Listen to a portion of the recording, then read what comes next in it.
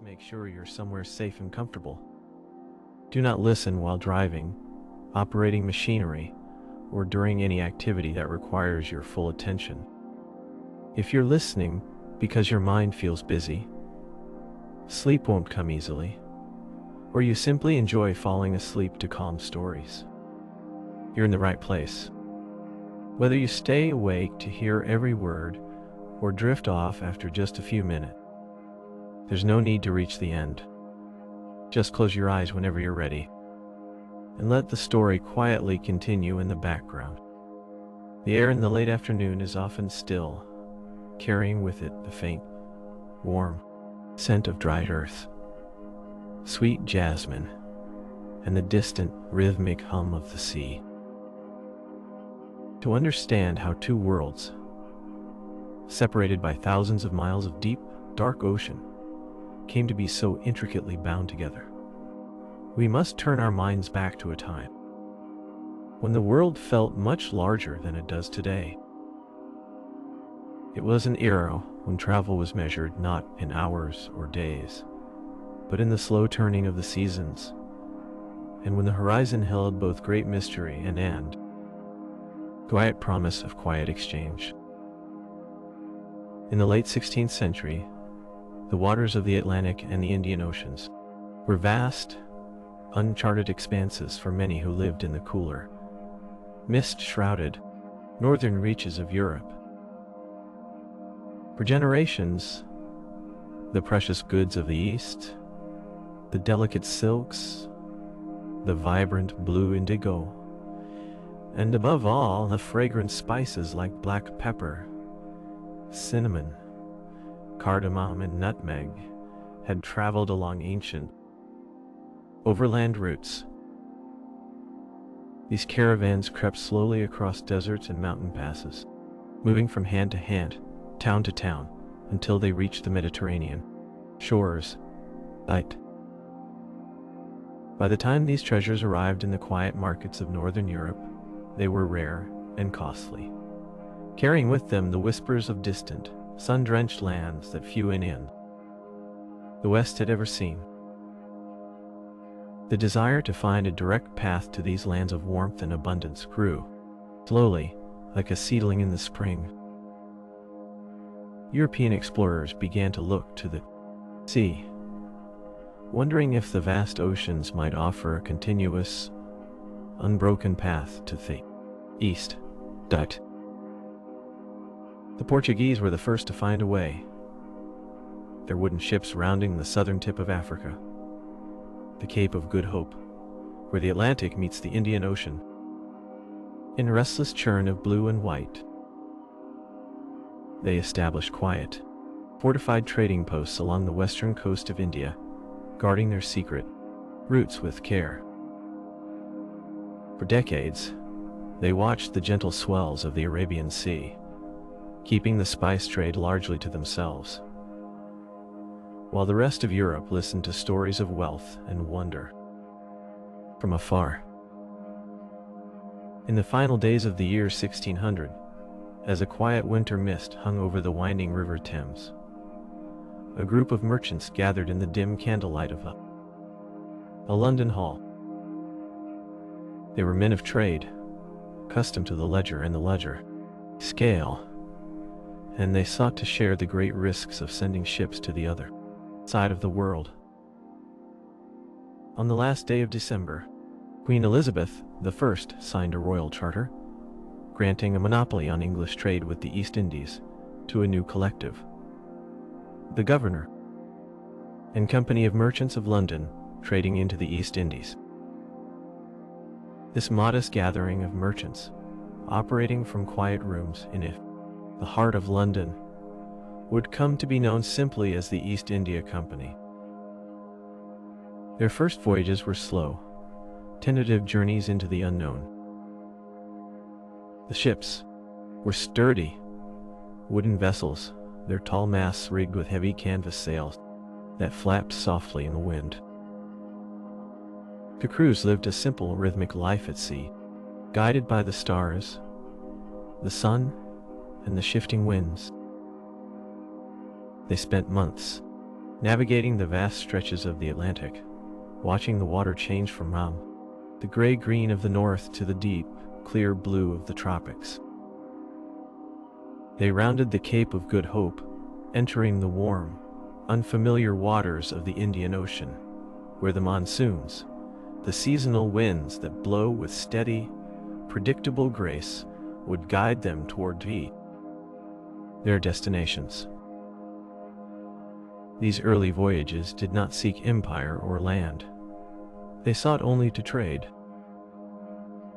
The French English merchants brought with them heavy woolens, iron, and lead from the cold mines of the north, hoping to exchange them for the spices of the east. Yet, when they arrived in the islands of modern-day Indonesia, they found the trade already closely guarded by the Dutch, who had established their own powerful presence in the region. The Dutch ships were numerous, and their merchants were determined to protect their near monopoly on nutmeg and cloves. Realizing that the Spice Islands would be difficult to access, the English captains turned their eyes toward the vast subcontinent of India, where a different kind of wealth awaited them. The India of the early 17th century was a land of immense beauty, diversity, and quiet grandeur, ruled by the great Mughal Empire. The Mughals, who had swept down from central India decades before, had established a court of unparalleled sophistication in the northern plains. Under the rule of Emperor Akbar, and later his son Jahangir, the empire was a tapestry of cultures, languages, and artistic traditions. It was a land where monumental stone forts and delicate white marble palaces rose above wide, slow-moving rivers, and where manicured gardens were cooled by quiet stone channels of flowing water. The Mughal court was a place of refined elegance.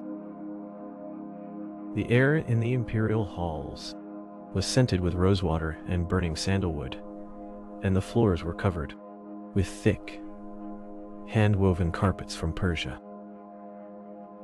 The emperors and their nobles, dressed in fine silks and sheer muslins, adorned with intricate embroidery of gold and silver thread.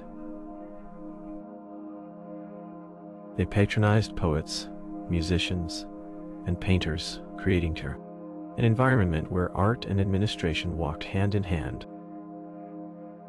The administration was organized and efficient, managing vast agricultural lands that produced wheat, rice, sugar, and cotton under the watchful eyes of local governors, known as subutars. For the English merchants, arriving on these shores was like stepping into a vibrant, richly colored tapestry. In the year 1608, an English ship named the Hector, commanded by William Hawkins, dropped anchor in the quiet waters off the port of Surat, on the western coast of India.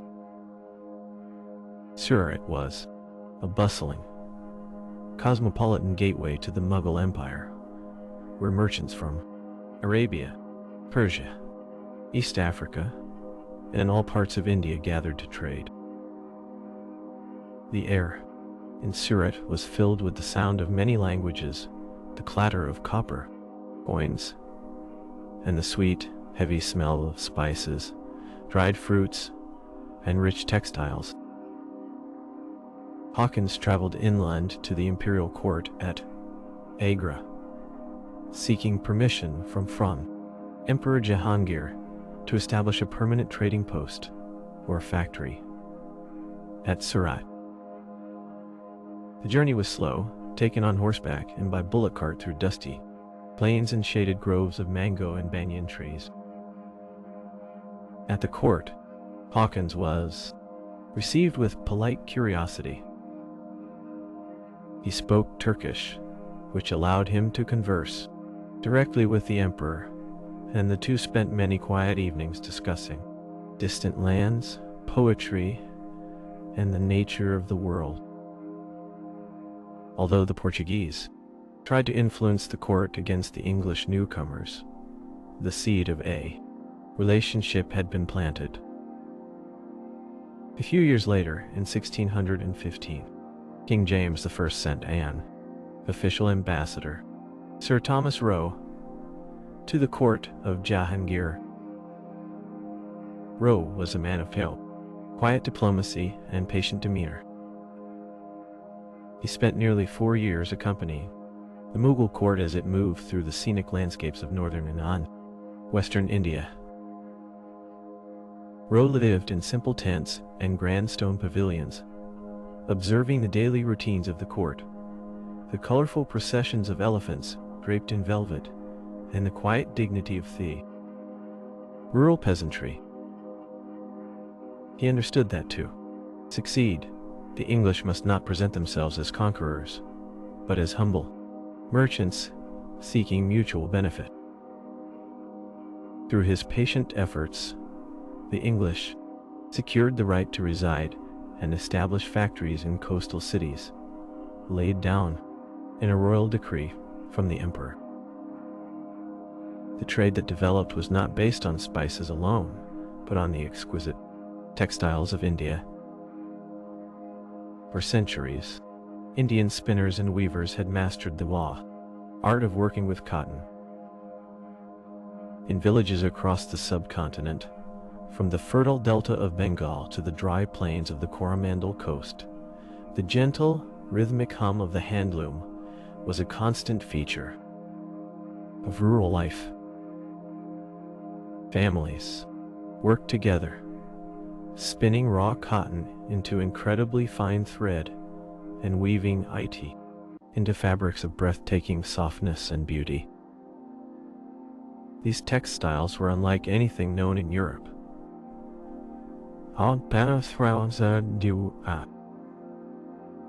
There was the delicate muslin of Dhaka, so sheer and light that it was said a whole length of it could pass through a small ring. There were the vibrant hand-painted cottons of the south, known as chintz, decorated with intricate designs of flowers, birds, and climbing vines. The dyes used by Indian craftsmen were made from natural plants, the deep, rich blue of the indigo leaf, the warm red of the madder root, and the golden yellow of the madder root. Turmeric dye. These colors did not fade when washed. Instead, they seemed to grow brighter and more beautiful with time. The demand for these Indian fabrics grew rapidly in England and across Europe. People found them comfortable to wear in the summer, easy to wash, cut, and beautiful to look at. The East India Company realized that these textiles were the key to their trade, and they began to establish quiet coastal settlements where they could gather these goods from local weavers and ship them across the seas. The first major English settlement was established on the eastern coast, along the sandy shores of the Coromandel coast.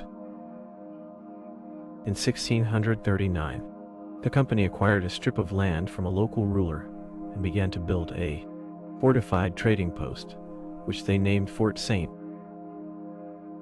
Around this fort grew the town of Madraspatnam, which would eventually become the city of Madras. Madras was a place of warm, humid sea breezes and the endless, soothing sound of the surf breaking against the white sand. The early settlement was divided into two areas: the inner fort, where the English merchants lived and kept their warehouses, and the outer town, where Indian merchants, weavers, painters, and fishermen resided. The daily life of Madras was shaped by the rhythms of the sea and the monsoon. In the quiet mornings, fishermen would launch their wooden catamarans into the surf, while weavers worked in the shaded courtyards of their small brick homes, their wooden shuttles moving back and forth with a gentle, reassuring click. To the west, another great port was taking shape. In 1661, the island of Bombay was given to King Charles II of England as part of the dowry when he married the Portuguese princess, Catherine of Braganza. The English crown, finding the distant island expensive to maintain, leased it to the East India Company for a small annual rent of £10 in a gold hut. Bombay was originally a collection of 7 low-lying, marshy islands, home to small communities of Kali fishermen who lived in palm-thatched huts along the rocky shores. The air was thick with the scent of drying fish and salt spray. Under the direction of the early governors, most notably Gerald Angier, the company began the slow, monumental task of draining the marshes, building causeways to join the islands, and constructing the islands. A deep, sheltered harbor where large ships could safely anchor. Angier was a man of broad vision who invited merchants, weavers, and shipbuilders from all communities, Hindus, Muslims, Parsis, and Armenian Christians, to settle in Bombay, promising them religious freedom and protection for their trade. Slowly, the quiet fishing villages began to grow into a vibrant, diverse city where the sound of stonecutters, carpenters, and shipwrights echoed across the beautiful, sunlit bay. In Bengal, the northeastern province of the Mughal Empire, the company found its sound, most lucrative trade.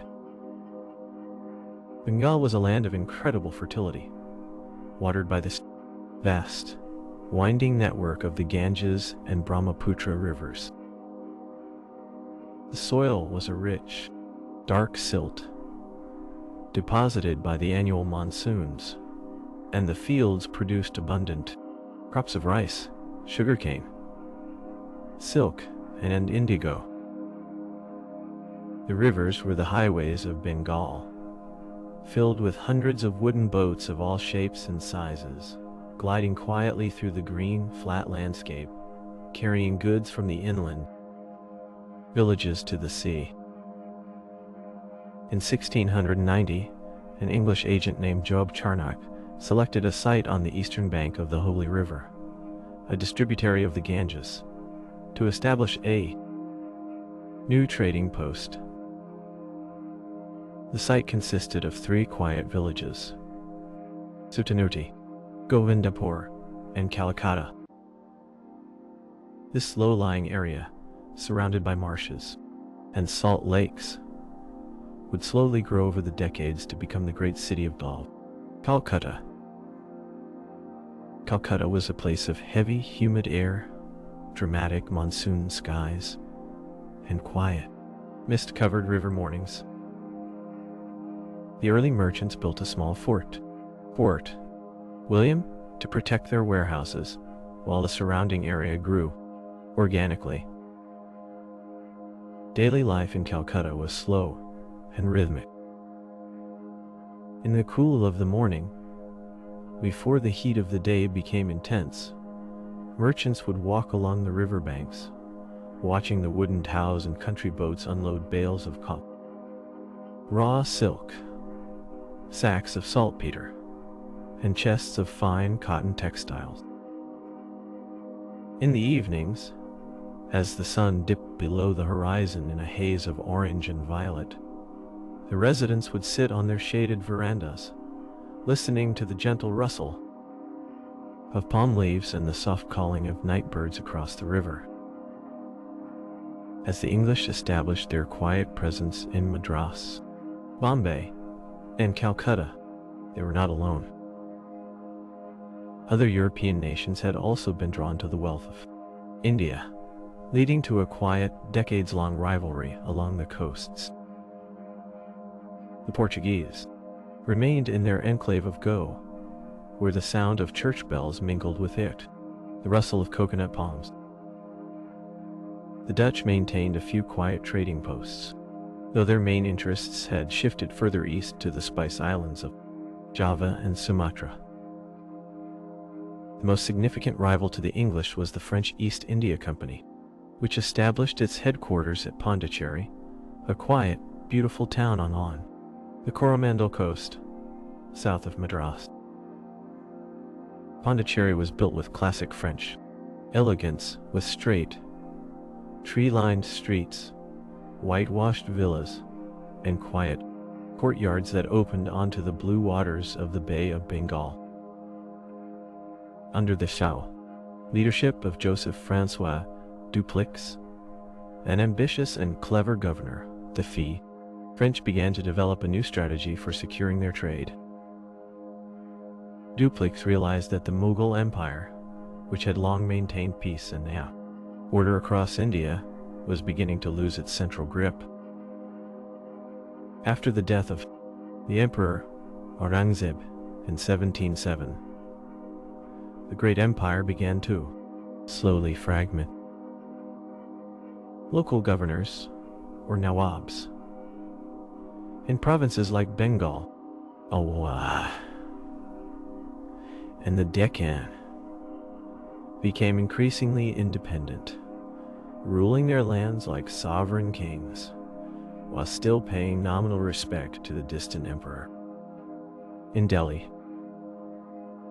this fragmentation led to quiet rivalries and disputes over succession among the local rulers. Dupleix saw that by offering the assistance of disciplined, European-trained soldiers to one side in these local disputes, the French could gain immense influence, land, and revenue.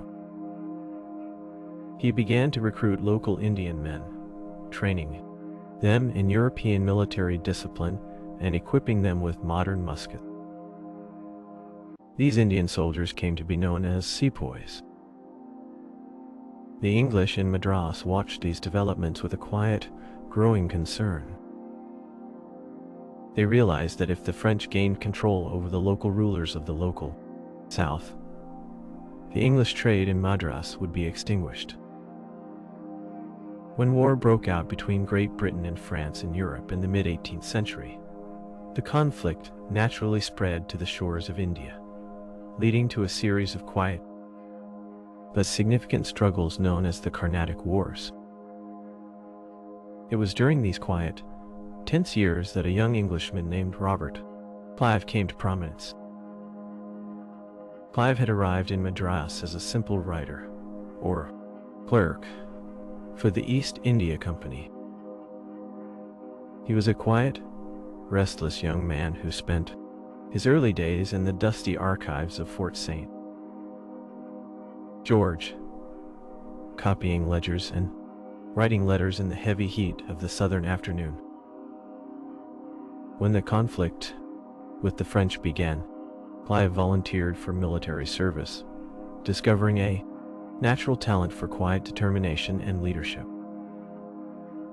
In 1751, Clive led a small force of English soldiers and sepoys to seize the town of Arcot, the capital of the Carnatic region, which was then allied with the French.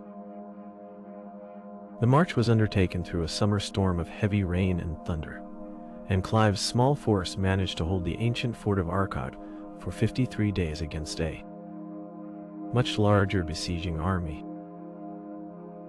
This quiet defense broke the momentum of the French allied forces and established Clive's reputation as a leader of singular resolve. Slowly, through patient diplomacy and small, quiet engagements, the English managed to neutralize French influence in the south, securing the safety of Madras and their trading posts along the coast. But the most significant shift in the company's destiny would take place not in the south, but in the rich, green province of Bengal. In 1756, a young and passionate prince named Siraj-ud-Dowlah became the Nawab of Bengal. Siraj-ud-Dowlah was suspicious of the growing power of the English in Calcutta, who had begun to fortify Fort William without his permission, and were abusing the trade privileges granted to them by the Mughal Emperor. Hoping to assert his authority, the young Nawab marched on Calcutta with a large army. The English merchants, unprepared for such a move, were quickly overwhelmed, and the fort fell. Many English residents fled down the river in wooden boats, seeking refuge in the low-lying, mosquito-infested marshes of Volta, near the mouth of the Hooghly. When news of the fall of Calcutta reached Madras, the company responded by sending a relief expedition under the joint command of Robert Clive and Admiral Charles Watson. The small fleet of wooden warships sailed north, navigating the tricky, shifting sandbars of the Hooghly River. They retook Calcutta with little resistance, and Clive began a series of quiet, secret negotiations with members of the Nawab's own court who were dissatisfied with his rule. Most notably, his military commander, Mir Jafar. On a warm, humid morning in June 1757, the two armies met near the small village of Plassey, known to the English as Plassey. The battlefield was a quiet grove of mango trees, their deep green leaves rustling in the warm breeze, situated near the banks of the Bhagirathi River. Clive's army was small, consisting of about 3,000 soldiers, most of whom were local Indian sepoys. The Nawab's army was vast, with tens of thousands of infantry, cavalry, and large wooden platforms carrying heavy cannons. The battle began with a distant exchange of artillery fire. As the afternoon approached, a sudden summer monsoon storm swept across the plains of Bengal, drenching the mango grove in a heavy sheet of warm rain. The English soldiers, prepared for the weather, had covered their gunpowder with tarpaulins, keeping it dry. The Nawab's forces, lacking such protection, found their gunpowder soaked and useless.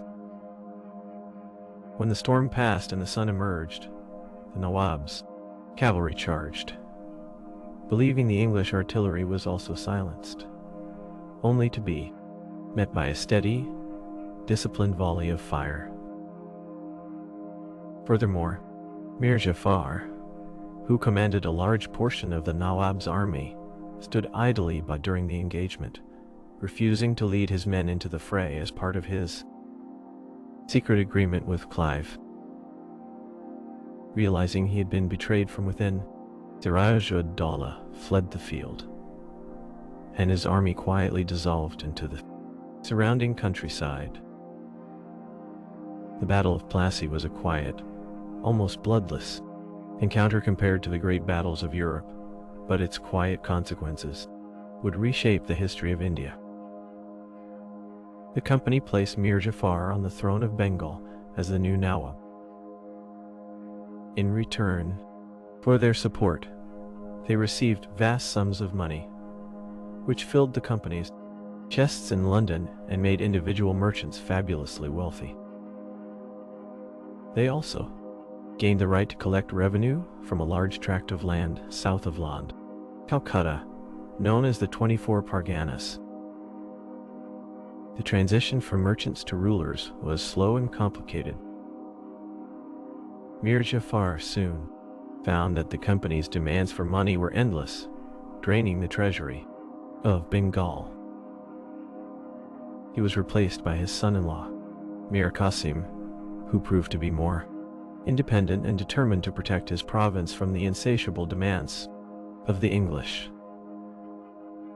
Mir Qasim reformed his army, moved his capital further inland to Mughal to escape the influence of Calcutta, and began to crack down on the illegal, tax-free trade conducted by individual company servants. The tension slowly mounted, leading to open conflict. Mir Qasim formed an alliance with the Nawab of Awadh and the Mughal Emperor himself, Shah Alam.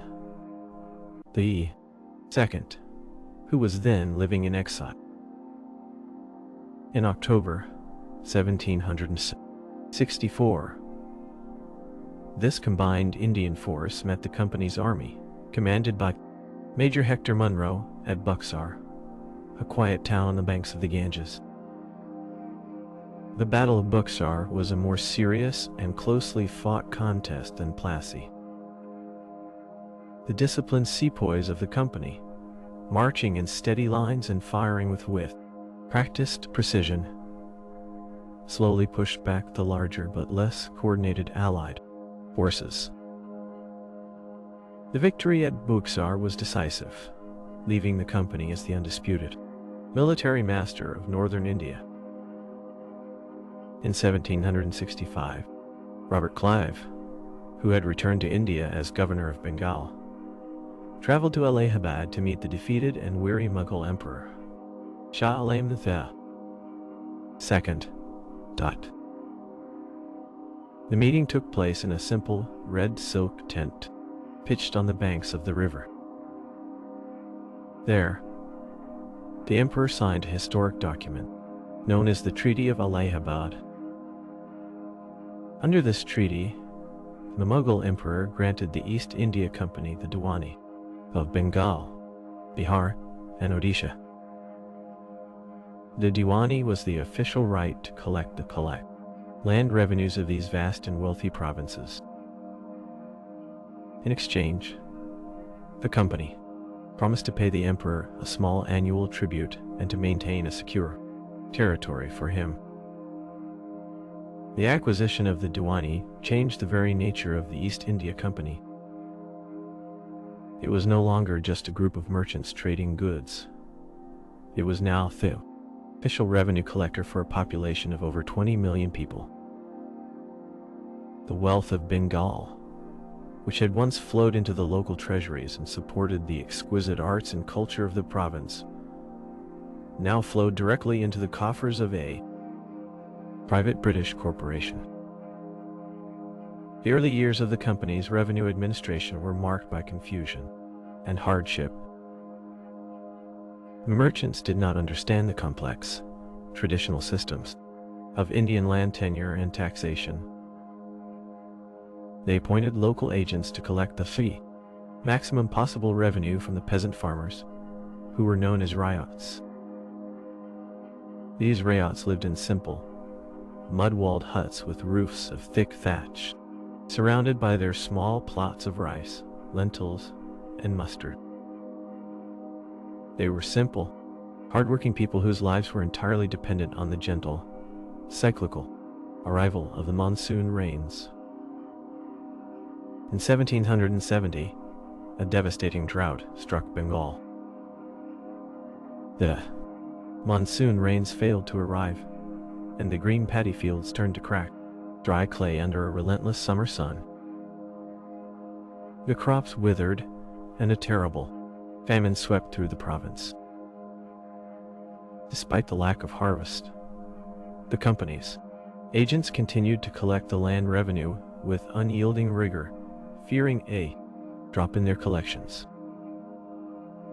The famine resulted in the quiet loss of millions of lives, leaving vast tracts of fertile land overgrown with wild jungle and silent, deserted villages where once the cheerful voices of children and the gentle lowing of cattle had been heard. The news of the famine and the reports of corruption and greed among the company's servants, who returned to England with vast fortunes and were mockingly called nabobs, caused a quiet stir in London. The British Parliament realized that a private company could not be allowed to rule a vast empire without supervision. In 1773, Parliament passed the Regulating Act, which appointed Warren Hastings as the first Governor-General of Bengal, with authority over the presidencies of Madras and Bombay. Hastings was a man of quiet intelligence who had lived in India for many years and possessed a deep respect for its ancient culture, languages, and laws. He spoke Persian and Bengali, and he encouraged the study of Sanskrit, helping to establish the Asiatic Society of Bengal to translate and preserve ancient Indian texts.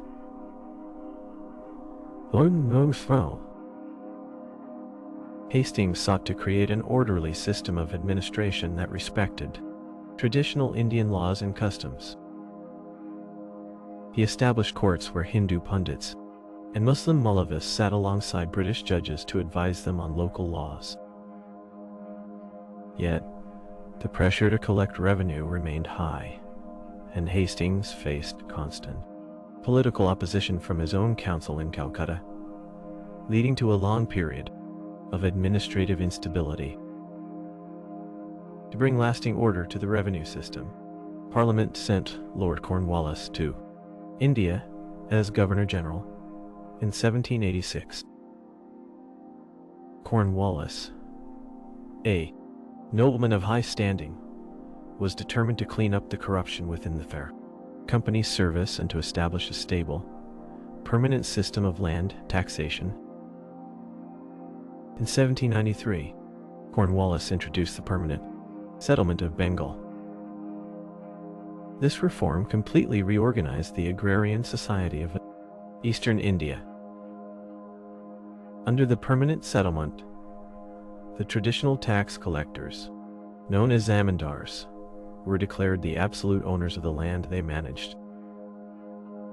The land revenue they were required to pay to the company was fixed permanently, in perpetuity, and would never be increased.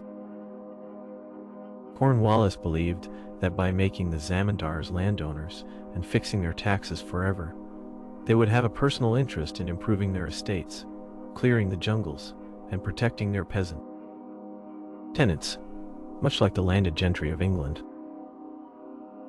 The reality, however, was far more complex. The initial revenue demand was set at an extremely high level, and if a zamindar failed to pay his taxes by sunset on the specified day, his ancient ancestral estate was immediately auctioned off by the government to the highest bidder. Many of the old, traditional zamindar families, who had lived on their lands for generations and maintained warm, paternal relationships with their villagers, were ruined. Their lands were bought by wealthy merchants, lawyers, and clerks from Calcutta who had no connection to the soil or the people. These new, absentee landlords viewed their estates purely as financial investments, squeezing the ryots for higher rents while living in grand, columned mansions in the city. The peasant farmers, stripped of their traditional rights to the land, became simple tenants at will, working the soil in quiet insecurity, their lives governed by the heavy burden of debt and the unpredictable nature of the seasons. While Bengal was being reorganized, the company was also drawn into quiet but persistent conflicts with powerful states in other parts of the subcontinent.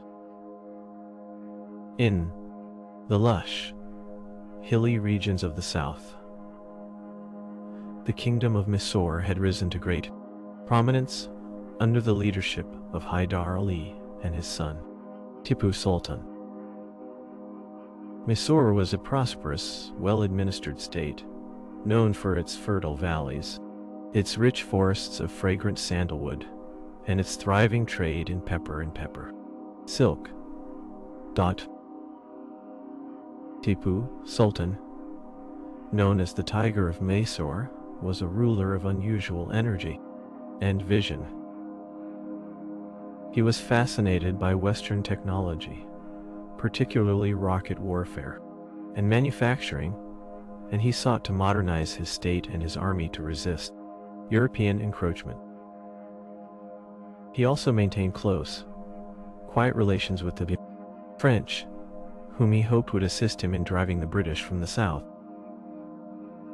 This led to the Four Anglo-Mysore Wars, a series of quiet, grueling campaigns fought across the rugged Deccan Plateau, where red stone fortresses stood sentinel over dry valleys and deep forests.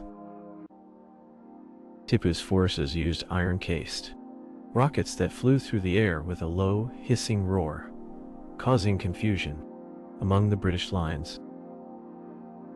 However, the superior resources and disciplined coordination of the British forces, along with alliances they made with the Nizam of Hyderabad and the Marathas, slowly wore down Mysore's strength.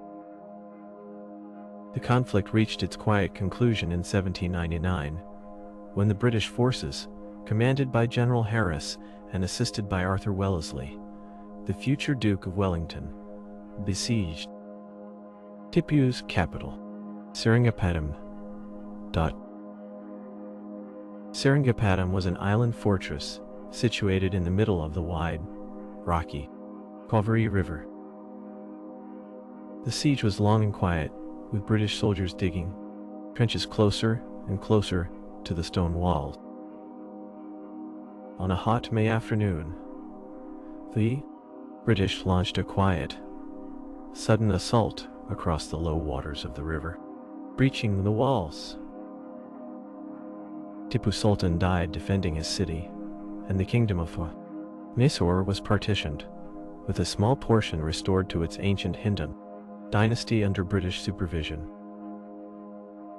With the fall of Mysore, the British turned their attention to the formidable Maratha Empire, which controlled vast territories across western and central India. The Marathas were a proud confederacy of warrior clans, including the Peshwas of Pune, the Scindias of Gwalior, the Holkars of Indore, the Gaikwads of Vadodara, and the Bansals of Vadodara. Nagpur. Their horsemen were famous for their speed and agility, able to move silently across the dusty plains of the Deccan and launch sudden, unexpected raids. The Maratha Confederacy, however, was weakened by internal rivalries and disputes over leadership among the various chiefs. The Peshwa, the nominal head of the Confederacy, turned to the British for support in his own internal struggles, signing the Treaty of Bassein in 1802. This treaty brought the Peshwa under British protection, but it was rejected by the two other Maratha chiefs, leading to the Second Anglo-Maratha War. The campaigns that followed were fought across the dusty, sun-baked plains of central India, where the heat in the summer was intense, and the dust rose in great, choking clouds behind the marching columns. Arthur Wellesley led the British forces to victories at Assaye and Argaon, while General Gerard Lake won battles in the north, capturing the cities of Delhi and Agra and taking the aging Mughal Emperor under British custody. The final, quiet resolution came in 1818, during the Third Anglo-Maratha War, when the last Peshwa, Bajirao II, surrendered to the British. The office of the Peshwa was abolished, and his vast territories were annexed to the Bombay Presidency, while the other Maratha chiefs accepted British suzerainty, agreeing to place British residents in their courts to guide their foreign policy.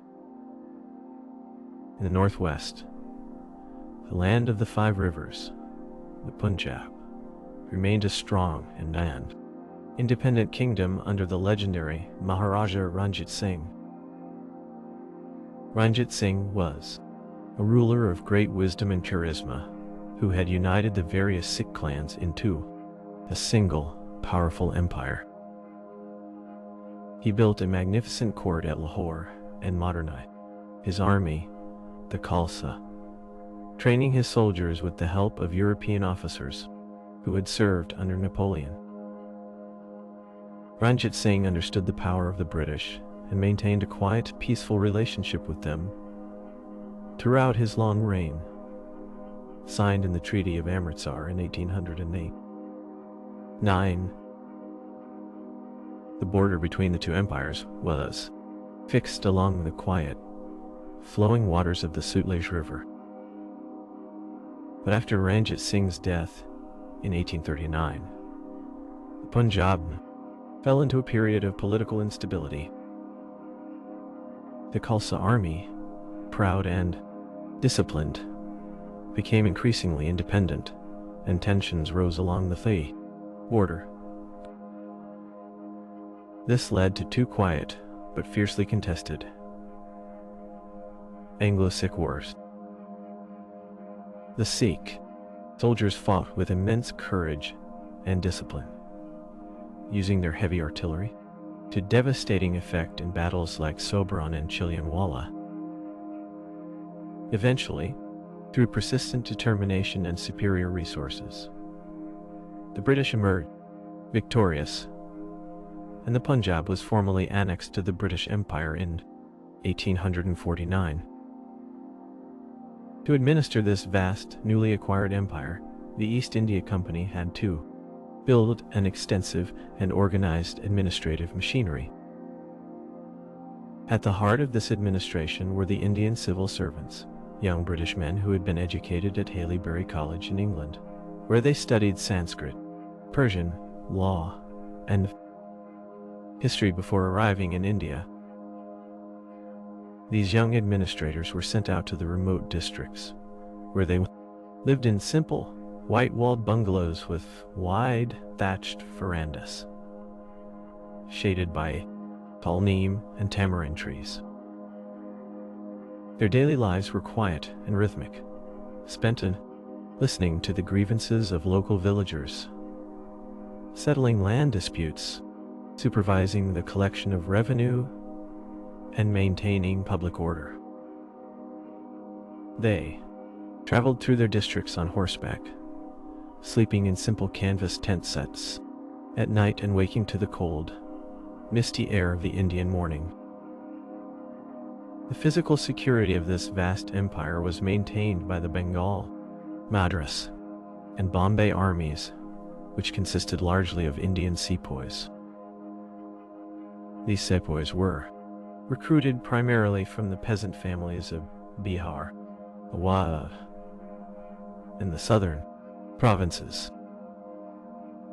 They were tall, disciplined men who took great pride in their uniforms, which combined the traditional red coats of the British Army with a light, comfortable Indian trousers and turbans. For many years, the relationship between the British officers and their Indian sepoys was one of mutual respect and quiet affection.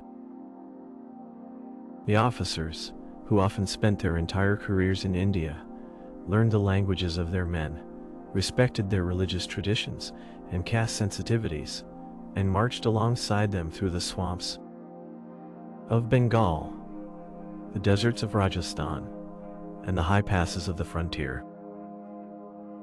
The sepoys, in turn, were deeply loyal to their salt, as they described their allegiance to the company. To connect this vast empire, the British began to construct a network of physical infrastructure. The most famous of these projects was the restoration and extension of the ancient Grand Trunk Road, which ran from Calcutta in the east, through the fertile plains of Bihar and Uttar Pradesh, all the way to Peshawar in the far northwest. The Grand Trunk Road was a busy, living artery of the subcontinent, shaded by ancient banyan trees whose long, hanging roots reached down to the earth like old wooden pillars. Along this dusty highway traveled an endless procession of people, simple pilgrims walking with wooden staffs, merchants with their strings of pack mules and bullock carts laden with spices and textiles, holy men clad in saffron robes, families traveling to weddings in heavy wooden carriages, and companies of red-coated soldiers marching to distant garrisons. At regular intervals along the road, the government built quiet rest houses, or dak bungalows, where travelers could find a simple bed, a cup of warm tea, and shelter from the noon heat. In the mid-19th century, under the energetic administration of Lord Dalhousie, the pace of modernization accelerated. Dalhousie introduced the electric telegraph, which allowed messages to travel across the continent in a matter of minutes, rather than the days or weeks it took for horse messengers to ride between cities. Copper wires were stretched across thousands of wooden poles, crossing rivers, marshes, and deep forests where monkeys and tropical birds watched the silent, buzzing lines with curiosity. Dalhousie also laid the foundations for the Indian railway system. The first passenger train in India ran on a quiet afternoon in April 1853, traveling a distance of 21 miles from Bombay to Thane. The steam engine, named Falkland, puffed slowly out of Bori Bunder station, carrying hundreds of excited passengers in wooden carriages, while thousands of local residents lined the tracks, watching in silent wonder as the iron machine glided effortlessly through the green landscape. The railways began to transform the country, bringing people together in a way that had never been possible before. Iron tracks were laid down across the fertile plains of Bengal, through the steep mountain passes of the Western Ghats, and across the dry plateaus of central India. The trains carried cotton to the ports, imported goods to the inland towns, and simple families who could now travel to distant pilgrimage sites in a few hours rather than several weeks. At the same time, the postal system was reformed. The introduction of the cheap, half-anna postage stamp allowed ordinary people to send letters to their relatives in distant provinces. The mail was carried by a dedicated network of dock runners, young men who ran on foot along the lonely roads, carrying leather bags of mail and small spears with metal bells that jingled as they ran, warning wild animals and travelers of their approach. Alongside these physical changes came significant social and educational reforms, which began to gently alter the cultural landscape of India.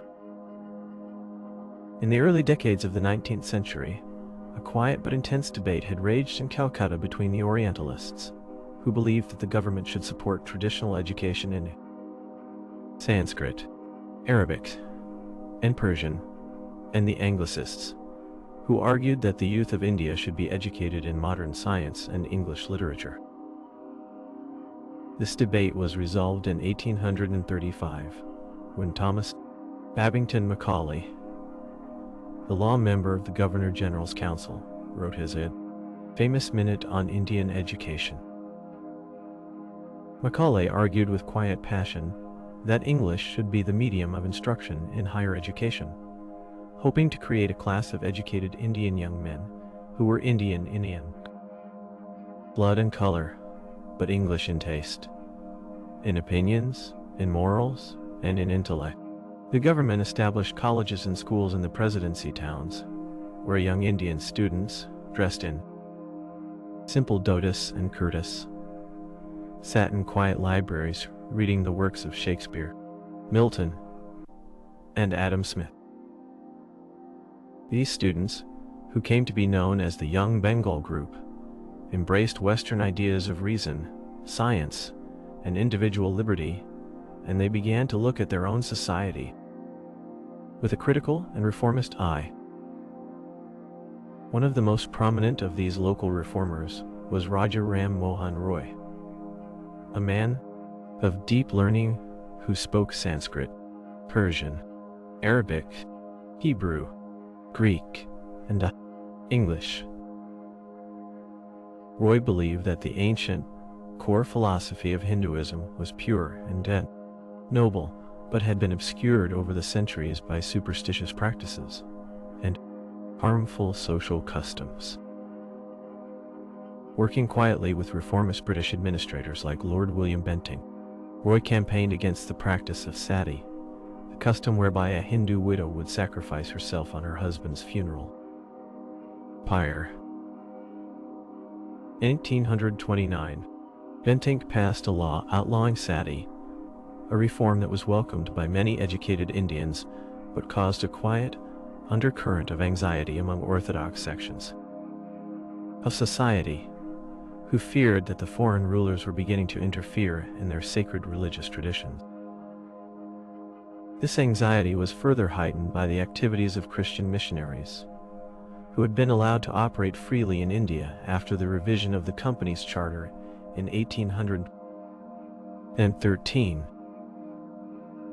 Missionaries built schools, hospitals, and churches in the growing towns and rural villages, translating the Bible into local languages and preaching their faith in the quiet spaces of the local markets. Although the number of actual converts was small, their presence and their active criticism of local religious practices created a quiet, lingering suspicion among both Hindus and Muslims that their ancient faiths were under threat from the government. The sense of unease grew during the administration of Lord Dalhousie, who pursued a policy of aggressive territorial expansion, not just through war, but through the legal mechanism known as the doctrine of lapse. Under this doctrine, if the ruler of a princely state under British protection died without a direct male heir, his state was not allowed to pass to an adopted son, as had been the traditional custom for centuries. Instead, the state lapsed to the British government and was formally annexed to the empire. Using this doctrine, Dalhousie annexed several independent kingdoms, including Satara, Sambalpur, Nagpur, and the historic state of Jhansi, where the young and spirited Rani Lakshmibai was denied the right to place her adopted son on the throne.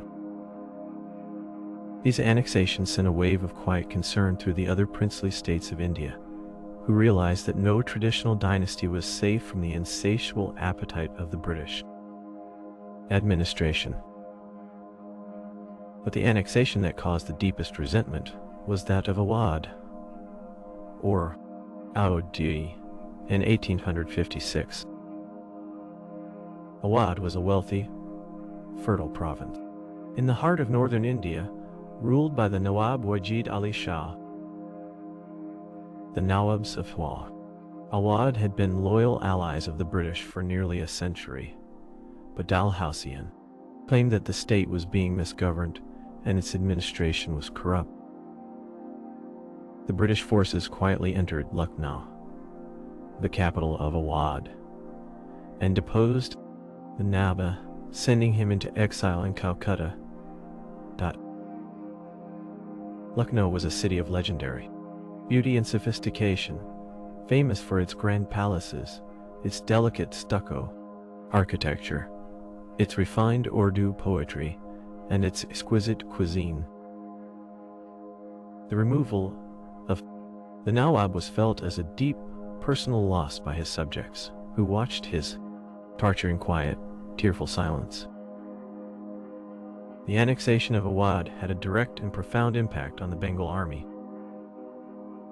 Nearly one-third of the sepoys in the army came from the villages of Awadh, and they felt the humiliation of their homeland deeply.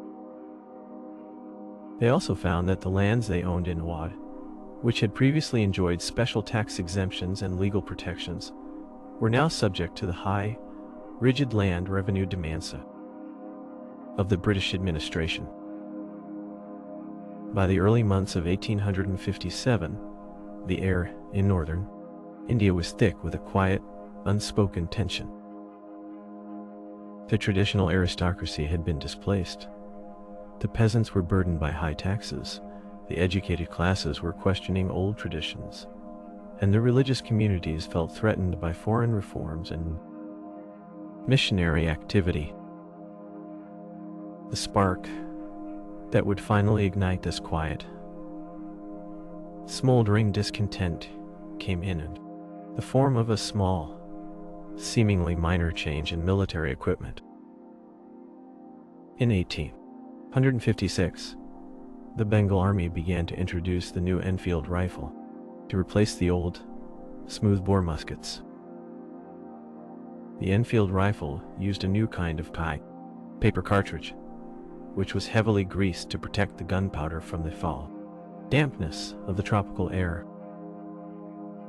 To load the rifle, a soldier had to bite off the end of this greased cartridge before pouring the powder down the barrel. A rumor began to spread quietly through the cantonments of northern India, first in Dum Dum near Calcutta, then to Barrackpore, and eventually to Meerut, and eventually Delhi. The rumor whispered that the grease used on the paper cartridges was made from a mixture of beef fat and pork fat. For the Hindu sepoys, the cow was a deeply sacred animal, and to touch its fat with their lips was an act of terrible defilement. For the Muslim sepoys, the pig was considered unclean, and to touch its fat was equally forbidden. To the sepoys, this seemed to be the final proof of a quiet, calculated conspiracy by the British government to destroy their religions and force them into adopting Christianity. The British officers, realizing the mistake, tried to assure the men that no such fat had been used, and they offered to let the sepoys prepare their own grease from vegetable oils. But the trust had been broken, and the panic spread like wildfire through the quiet evenings in the barracks. On a warm afternoon in late March, 1857, a young sepoy named Mangal Pandey of the 34th Bengal Native Infantry marched onto the parade ground at Barrackpore. He was in a state of quiet, desperate agitation, calling upon his fellow sepoys to rise and defend their faith. When a British officer rode onto the field to disarm him, Pandey fired his musket, striking the officer's horse. He was quickly arrested, tried, and executed, but his quiet act of defiance was remembered by sepoys across the country. The major outbreak began on a warm Sunday evening in May, but 1857, in the military cantonment of Meerut, north of Delhi. The day had been quiet and hot, with the European residents preparing to attend evening church services. Suddenly, a group of sepoys, who had been court-martialed, imprisoned for refusing to use the greased cartridges, were freed by their comrades. The sepoys broke into the armories, seized their weapons, and began to march toward Delhi, 40 miles to the south. They marched through the cool night, arriving at the gates of the ancient city as the morning sun was beginning to cast its golden light over the red sandstone walls of the Red Palace. In Delhi, the aging Mughal Emperor, Bahadur Shah Zafar, was living a quiet, peaceful life in the twilight of his years. He was a poet and a patron of the arts, who spent his days writing verses in Urdu and observing the quiet ceremonies of his court. The sepoys entered the palace and pleaded with the reluctant emperor to become their leader and to restore the ancient Mughal rule. Bahadur Shah, realizing he had little choice, gave his quiet, hesitant consent, and the revolt gained a symbolic head. The news of the fall of Delhi spread quickly across northern and central India, leading to uprisings in cantonment after cantonment. In Kanpur, the sepoys joined forces with Nana Sahib, the adopted son of the last Maratha Peshwa, who had been denied his pension by the British. In Lucknow, the capital of Awadh, the sepoys besieged the British Residency, a collection of brick buildings where the British commissioner Sir Henry Lawrence, and several hundred European men, women, and children had taken refuge. The Revolt of 1857 was a long, quiet, and deeply tragic struggle. It was not a single, coordinated rebellion, but a series of hot, localized uprisings, driven by a complex mix of religious anxiety, agrarian distress, and political grievance. The fighting was characterized by moments of hope, quiet heroism, and deep sorrow on both sides. In Jhansi, the young Rani Lakshmibai, dressed in soldier's clothes, mounted her horse and led her forces into the field to defend her city against the British forces commanded by Sir Hugh Rose. She died fighting near Gwalior, remembered by both sides as one of the most capable and determined leaders of the rebellion. In Bihar, an elderly, 70-year-old landowner named Kunwar Singh led his followers in a quiet, persistent guerrilla campaign through the dense forests and rocky hills, demonstrating remarkable military skill despite his advanced age. The British response to the revolt was slow at first, as they had to bring reinforcements from Madras, Ceylon, and Great Britain itself. But once reinforcements arrived, they launched a determined and quiet campaign to retake the lost territories. They used the newly constructed telegraph lines to coordinate their movements, and the railways to transport troops quickly to the fronts. The siege of Delhi was long and exhausting, fought through the intense heat of the summer and the torrential rains of the monsoon.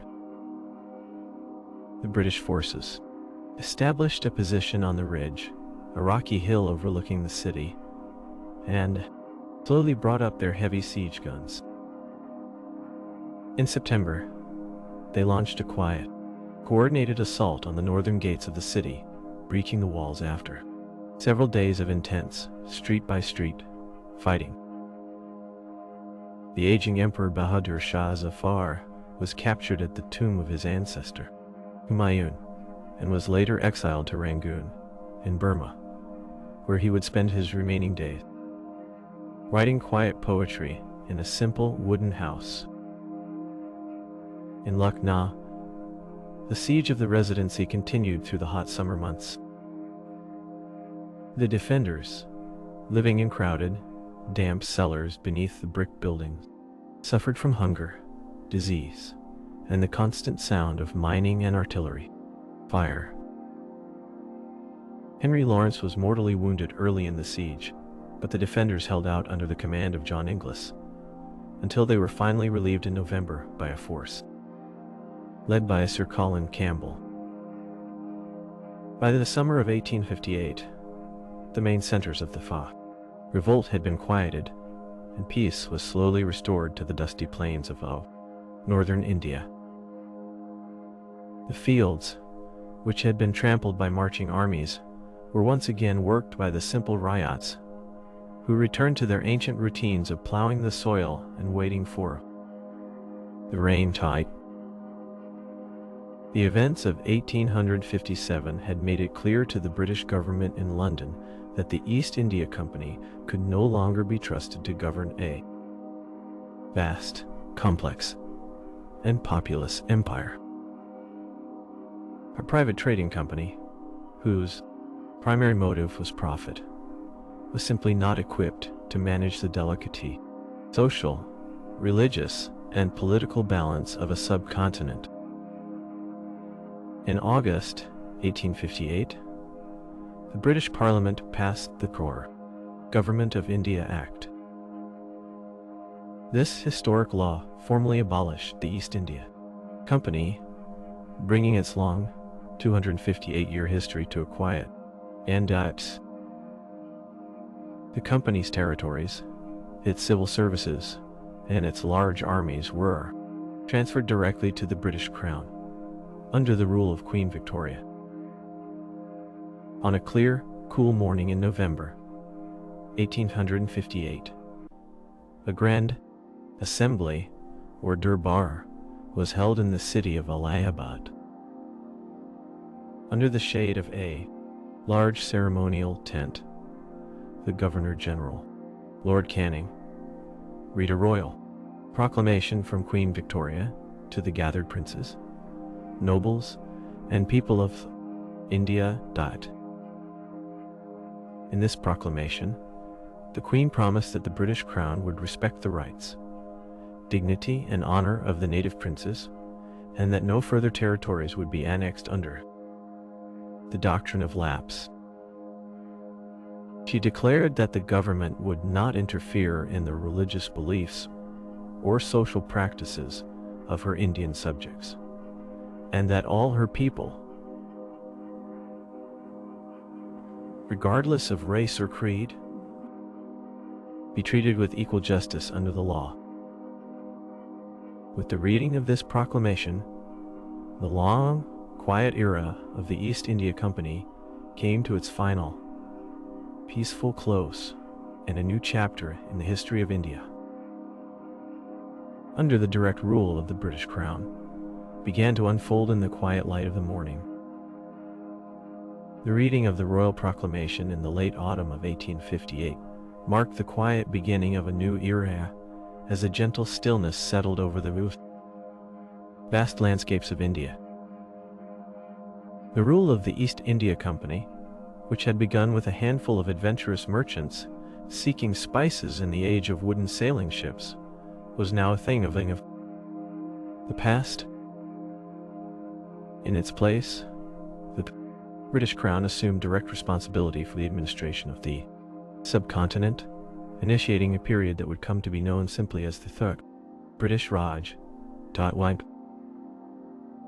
The transition was marked not by sudden shifts, but by a slow, methodical reorganization of governance designed to bring order, predictability, and a sense of enduring calm to the relationship between the rulers and the ruled. At the head of this new administration stood the Viceroy, a title bestowed upon the Governor-General to signify his role as the direct representative of Queen Victoria. The early viceroys, residing in the grand, neoclassical rooms of Government House in Calcutta, sought to establish a court that reflected the dignity of the crown while respecting the ancient traditions of the land. The daily life of the viceregal court was governed by a quiet, elaborate etiquette. In the cool of the morning, before the tropical sun climbed high into the sky, the Viceroy would meet with his council in high-ceilinged rooms, where the only sound was the gentle, rhythmic rustling of the canvas punkah fans hanging from the rafters. Outside, the wide, manicured lawns of the estate were kept green and pristine by a small army of gardeners who moved quietly among the flower beds, pruning roses and watering the soft turf. Beneath the Viceroy, the day-to-day work of administering this vast empire fell to the members of the Indian Civil Service, often referred to as the ICS. This small, highly structured body of administrators was recruited through rigorous, competitive examinations in London. The young men who succeeded in these exams, often in their early 20s, embarked on the long sea voyage to India, carrying with them a deep sense of duty and a quiet, earnest desire to bring order to their assigned districts. Upon arrival, they were sent to the remote corners of the provinces where they became the local face of the government, serving as magistrates, collectors, and judges. The life of a district officer was characterized by a quiet, solitary routine. His home was typically a spacious, white-walled bungalow, surrounded by a wide veranda shaded by tall neem and banyan trees. The interior of the bungalow was simple and functional, with stone floors kept cool by the thick thatch or tiled roof overhead. The walls were lined with wooden bookshelves holding legal volumes, classics of English literature, and dictionaries of the local languages, which every administrator was required to master. In the evenings, as the heat of the day began to fade and the first lanterns were lit, the officer would sit on his veranda, listening to the gentle hum of crickets in the garden and the soft, distant calling of night birds from the surrounding field. The district administration was designed to be mobile and accessible to the people. For several months of the year, particularly during the cool, crisp winter season, the district officer would leave his headquarters to tour the rural areas of his territory. This was a slow, leisurely journey, taken on horseback along dusty dirt roads and shaded pathways that wound through the emerald green fields of wheat, mustard, and rice. The officer's small retinue, carrying tents, folding furniture, and heavy wooden boxes of official ledgers, would set up camp on the outskirts of a village, beneath a grove of mango trees. Here, in the open air, the officer would hold court, sitting at a simple wooden table, while the local villagers gathered in a quiet, respectful circle on the grass.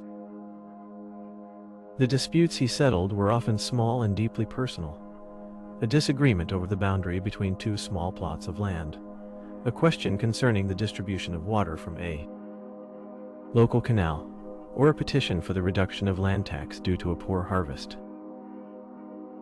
The officer would listen patiently, his notebook open before him, his pencil scratching softly as he recorded the details in a neat, flowing hand. These quiet, face-to-face exchanges formed the bedrock of the administration, creating a sense of personal connection and stability that lasted for generations. Yet, as the intense, stifling heat of the summer months approached, the plains of northern and southern India became difficult for the European administrators and their families to endure. To escape the rising temperatures, the dust storms, and the seasonal illnesses of the lowlands, the government developed a unique annual ritual, the migration to the hill stations. High in the rugged, pine-scented folds of the Himalayas and the rolling, green downs of the southern hills, small settlements were established that served as cool, refreshing sanctuaries from the summer heat. The most famous of these hill stations was Shimla, perched on a narrow ridge in the foothills of the Himalayas, over 7,000 feet above sea level. Every year, as the plains began to bake under the relentless sun of April, the entire central government of India, including the Viceroy, his council, secretaries, clerks, and vast trunks of official archives, would embark on a slow, monumental journey up the mountains to Shimla, which served as the summer capital of the empire. The journey to Shimla was a memorable experience, transitioning slowly from the heat and dust of the plains to the cool, crisp mountain air. In the early days, travelers made the ascent in horse-drawn carriages known as tongas, which climbed the winding, steep mountain roads with a rhythmic clattering of hooves. Later, this was replaced by the Kalka-Shimla Railway, an engineering marvel that wound its way up the steep slopes, passing through over 100 dark, cool tunnels and crossing stone bridge after stone bridge that spanned deep, misty valleys. Shimla itself was a town of quiet, picturesque charm, designed to resemble a peaceful village in the English countryside. The steep, narrow streets were lined with wooden chalets, Tudor-style cottages and stone churches with tall, slender spires that pointed toward the clear blue sky. The heart of the town was the mall, a wide, pedestrian ridge where motorized vehicles were strictly forbidden. In the afternoons, as the sun began to dip behind the snow-capped Himalayan peaks, the residents of Shimla would walk slowly along the mall, the gentlemen in tweed jackets and tie, the ladies in long woolen dresses, stopping to exchange quiet greetings or to look out over the vast, misty valleys below. The gardens of Shimla were filled with familiar northern flowers, sweet peas, pansies, and roses, which bloomed with a quiet abundance in the cool, moist mountain air. In the eastern reaches of the Himalayas, the town of Darjeeling grew in a similar fashion, nestled against the spectacular backdrop of Mount Kanchenjunga, whose snow-white slopes turned to soft shades of pink and gold in the early morning light. Darjeeling was surrounded by steep, rolling hillsides that were found to be perfectly suited for the cultivation of tea. The British introduced the Chinese tea plant to these slopes, clearing the thick mountain forests to establish vast, orderly tea plantations that stretched as far as the eye could see. The tea gardens of Darjeeling were places of quiet, methodical labor. The hillsides were carved into neat, green terraces, where local Nepalese and Lepcha women moved slowly among the low tea bushes, their colorful woven baskets suspended from their foreheads by soft leather straps. With nimble, practiced fingers,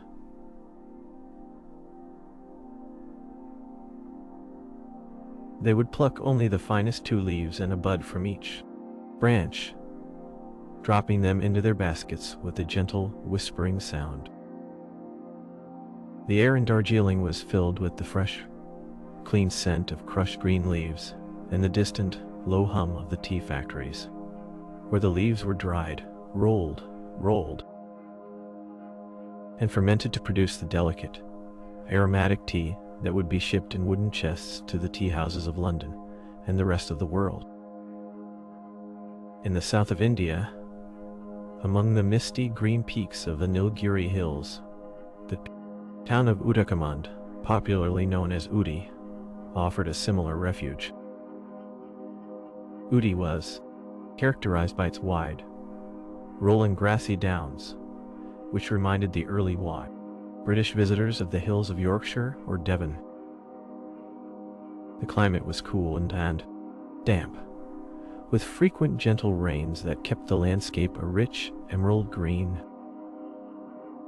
Here, alongside the tea gardens, extensive coffee plantations were established in the shaded valleys, where the dark green bushes were covered in the spring with delicate, white flowers that filled the air with a sweet, jasmine-like fragrance.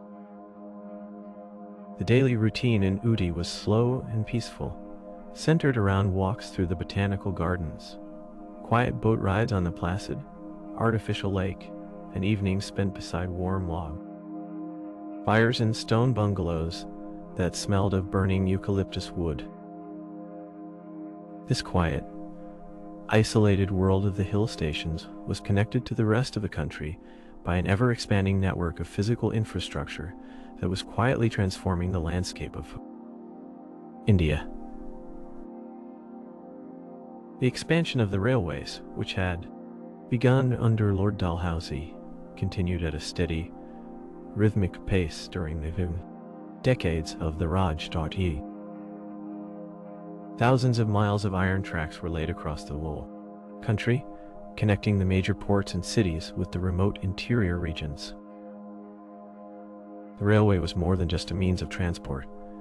It was a vast, complex ecosystem that touched the lives of millions. The railway stations were centers of quiet, orderly activity, designed with grand, Gothic arches, stone columns, and wide, covered platforms. A railway journey in the late 19th century was a slow, immersive experience. The steam locomotives, with their tall black funnels and gleaming brass fittings, moved across the countryside with a steady, reassuring clack-clack of wheels on iron rails, leaving behind a long, thin trail of white smoke that drifted slowly over the green fields. For the passengers inside the wooden carriages, the journey was a long meditation on the shifting beauty of the Indian landscape. Through the open, slatted windows, the cool breeze of the morning would carry the smell of wet earth and wild grass. One would look out to see the endless, flat expanses of the Gangetic Plain, where white egrets stood motionless in the flooded rice paddies, and patient farmers guided their wooden plows behind slow-moving water buffalo dot. In the afternoons, as the sun grew hot, the train would pass through quiet, dusty stations where local vendors sold fresh guavas, sweet oranges, and hot, spiced tea served in neat, small, unglazed clay cups called coolhads, which the passengers would discard onto the tracks, where they would return quietly to the earth. Alongside the railways, the electric telegraph and the reformed postal system continued to weave their silent webs of connection. The copper wires of the telegraph, supported by thousands of wooden and iron poles, followed the railway lines across the country, carrying silent, clicking messages of trade, administration, and family news between distant cities. The postal system, with its cheap and reliable postage, became an indispensable part of daily life. In every town and major village, a small, brick post office, painted a soft red, served as a quiet gathering place where people would wait patiently for the arrival of a vibe, the mail runner or the postman on his sturdy black bicycle. For the vast majority of the Indian population, however, the center of existence remained the traditional agricultural village. The heartbeat of India was found not in the growing cities or the quiet hill stations, but in the thousands of small, rural communities that dotted the plains, the valleys, and the coastal deltas. The life of the village was governed by ancient, cyclical rhythms: the rising and setting of the sun, the turning of the agricultural seasons, and above all, the arrival of the monsoon. A typical village consisted of a cluster of simple, mud-walled houses with roofs of thick, yellow thatch or red clay tiles, built closely together along narrow, winding dirt lanes. Each house had a small, enclosed courtyard where the family would gather in the cool of the evening to cook their simple meal over a small clay stove, or chulha, using dried cow dung and twigs for fuel. The sweet, pungent smell of wood smoke and roasting spices would drift slowly through the village air, mingling with the scent of wet earth and night-blooming jasmine. The daily routine of the village began early, before the first light of dawn broke over the horizon. In the quiet gray mist of the morning, the women of the village would walk to the local well, carrying gleaming brass or clay water pots balanced gracefully on their heads. The sound of their silver anklets clinking softly and the splash of cool water from the deep well were the first sounds to wake the village. Meanwhile, the men would guide their cattle out to the surrounding fields, their wooden plows slung over their shoulders, to begin the long hours of labor under the sun. In the northern plains of the Punjab and the United Provinces, this traditional Agriculture was quietly transformed by the construction of a massive network of irrigation canals. British engineers, working closely with local laborers, carved hundreds of miles of deep, stone-lined channels that diverted the waters of the great rivers, the Indus, the Chenab, the Jhelum, and the Jhelum, Ganges, and distributed them across the dry, arid scrublands of the interior. These irrigation projects, known as canal colonies, turned millions of acres barren desert into fertile, green fields of wheat, cotton, and sugarcane. The canals were designed with quiet, mathematical precision, their waters flowing gently along the contoured lines of the land, regulated by stone weirs and small, wooden sluice gates. The creation of these colonies brought thousands of pioneer farmers to the new lands, where they built neat, orderly villages and established a prosperous, self-reliant lifestyle. The sound of running water in the irrigation ditches, which had once been a rare and precious thing, became a constant, soothing feature of the northern rural landscape. Yet, while the countryside remained the home of the majority, the great presidency cities of Bombay, Calcutta, and Madras were growing into magnificent, cosmopolitan centers of commerce, culture, and administrative power. Each of these cities developed a distinct character and architectural style, reflecting the unique blend of British influence and local tradition. Bombay, situated on its beautiful, deep water bay on the western coast, grew rapidly during the late 19th century to become the commercial gateway of India. The city's architecture was a grand, eclectic fusion of Victorian Gothic and traditional Indian forms, a style that came to be known as Indo-Saracenic. The most magnificent monument to this style was the Victoria Terminus, the central railway station, which rose above the bustling streets like a cathedral of transport. The building was constructed of yellow sandstone and granite, decorated with intricate stone carvings of local flora and fauna, gargoyles, and a grand, majestic dome topped by a statue of progress. The daily life of Bombay was shaped by the sea and the harbor. Along the seaside promenade of the Apollo Bunder, where the cool breezes of the Arabian Sea offered relief from the humid heat, the residents of the city would walk slowly. In the evenings, watching the wooden tows and modern steamships glide across the golden waters of the bay. The city was home to a diverse, energetic population, including wealthy Parsi merchants who built grand mansions in the European style and funded schools, hospitals, and public libraries that gave the city a sense of civic pride and philanthropic grace. Calcutta, the capital of the Raj until 1911, remained the intellectual and administrative heart of the empire. The city was built on a grand scale, with wide, tree-lined avenues, sprawling green parks like the Maiden, and imposing classical buildings that earned it the title of the city of palaces.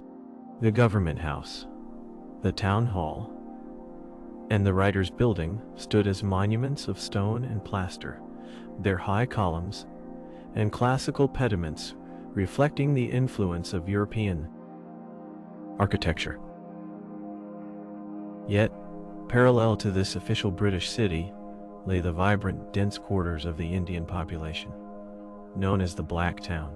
Here, along the narrow, winding streets of North Calcutta, the wealthy Bengali elite, known as the Bhadralok, built spacious courtyard mansions where they patronized classical music, literature, and art. The Bengali Renaissance, a quiet but profound cultural awakening, was taking shape in these sun-drenched courtyards and quiet libraries. Scholars, writers, and artists were actively translating Western philosophy, science, and literature into Bengali, while rediscovering and reviving their own ancient classical heritage. In the South, Madras maintained a more relaxed, gentle pace of life. The city stretched along the sandy shores of the Coromandel coast, where the wide, white expanse of the Marina Beach was lined with elegant, red brick public buildings constructed in the Indo-Saracenic style. The High Court, the Senate House, and the Presidency College were adorned with delicate minarets, grand arches, and cool, shaded arcades that allowed the sea breeze to circulate freely through the buildings. The daily routine of Madras was quiet and traditional, centered around the local temples, the study of Carnatic music, and the slow, methodical work of the administration and the universities. The establishment of modern universities in Calcutta, Bombay, and Madras in 1857 had created a new generation of educated Indians who were deeply versed in Western law, history, philosophy, and political thought. These young men, lawyers, teachers, journalists, and civil servants, formed a new, articulate middle class that would quietly redefine the political landscape of the country. The legal profession, in particular, became a prominent avenue of advancement for this educated elite. The high courts of the presidency cities, with their grand stone courtrooms, their wood-paneled walls, and their quiet, dignified procedures, were places where young Indian lawyers, dressed in black gowns and white bands, argued cases with high skill and a deep understanding of English common law. They embraced the principles of constitutionalism, individual liberty, and the rule of law, and they began to ask why these same principles should not be fully applied to the governance of their own country. As this educated class grew in numbers and influence, they felt a rising need for a national platform where they could discuss their concerns, share their ideas, and present their ideas.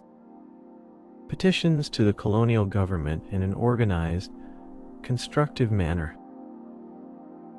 This desire led to a quiet but significant gathering in the late winter of 1885.